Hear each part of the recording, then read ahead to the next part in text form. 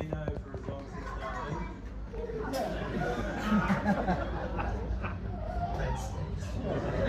We grew up in Roxborough where all we wanted to do was ride mountain bikes, drive tractors, race go-karts and paddock.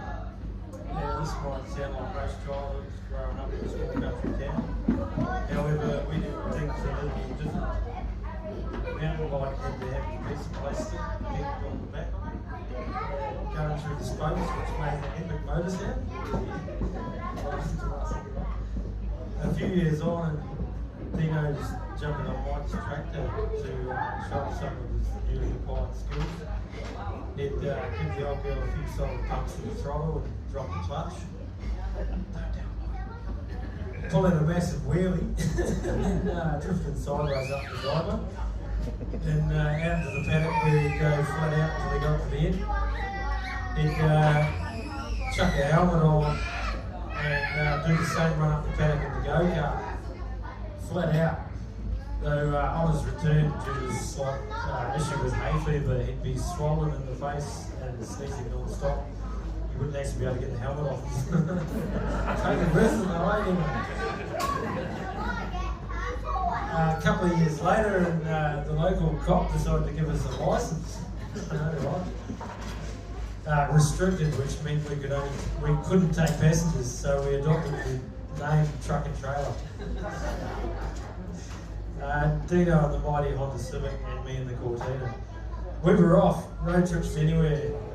Both cars got us where we needed to go, both at the same time, Truck and Trailer.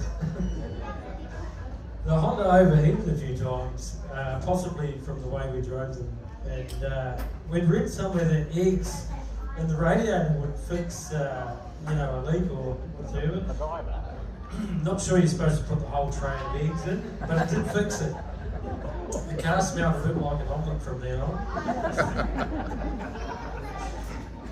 I used to jump in the Cortina at every opportunity and race down the road with crabs.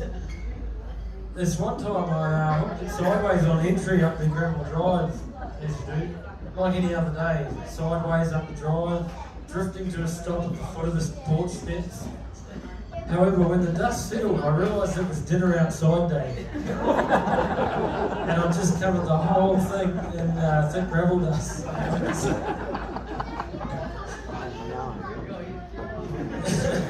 We never gave up the opportunity to take the cars or something else out to the paddock for a spin. This one time we had the mighty Honda against the old ag bike, and we found a jump which we lined up to see who would go the furthest. Me on the bike, Dino and the Honda.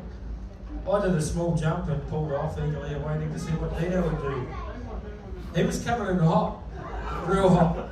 The revs were high and I started having second thoughts about where this would go. As the car returned to the ground, I thought, geez, he's up. And then we realised the wet grass, he wasn't able to pull it up before the creek, which he proceeded to jump over as well. Don't tell you another time we wanted to see how fast he was going on the go-kart. So with the Cortina alongside, we set off from one end of the paddock to the other, as fast as both vehicles could go. Realising the gate was coming up quick, I slammed on the brakes and looked over as Dino disappeared from view below the bonnet. And I thought I'd run over him. Panicking, I jumped out, run around to the passenger side and looked down, and he's right next to my wheel looking up saying, "That was sick."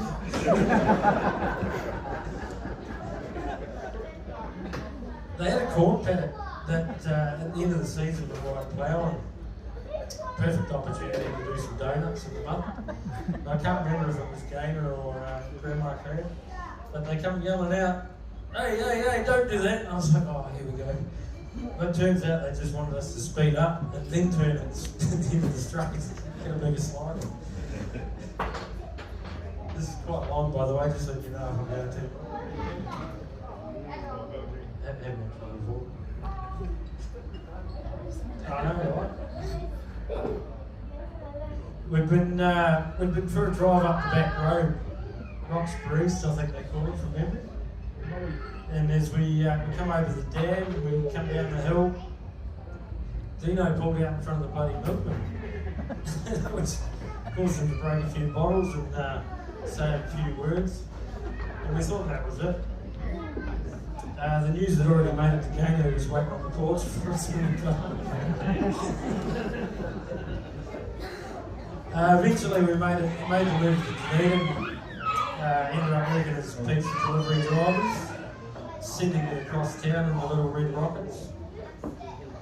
At one point I was running the store with Dino out driving. He got back a little late and it turns out he'd been wrong. The offenders asked for the other pizzas in the back of the car, but Dino said, oh no, they're for another delivery.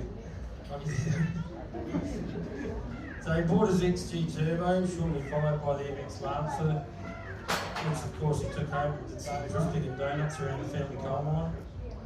I bought a Mazda Loose V6 Turbo, and we acquired a second one from a family member, and it was a non-turbo, so of course we had to see which was faster.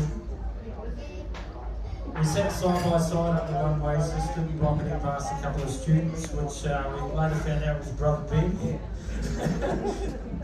and a couple of his mates ducking out for a quick beer. And yeah, we were driving around Dunedin one afternoon and heard there was a Disturbed concert on in Christchurch at 7 p.m. It was about 3 p.m. I don't know, most of you don't know how far Dunedin is from Christchurch. It sounded like a challenge, so we grabbed a ticket at the local ticket office and we got there within 5 minutes to spare. Any time of day, Dino was always keen on taking a drive. One night we headed to Roxburgh to grab some fuel before the servo closed. It's only 5 minutes down the road. We just missed that one, so we headed to Miller's Flat, only to find that just closed. Weighing up our options, we decided to turn around and try Alexandra. Sure enough, that was closed as well. Our only option was to go to Queenstown on the fuel light, where we knew the servo was 24 hours. The attendant seemed a little confused. We'd driven that far for a pie at 3 o'clock in the morning.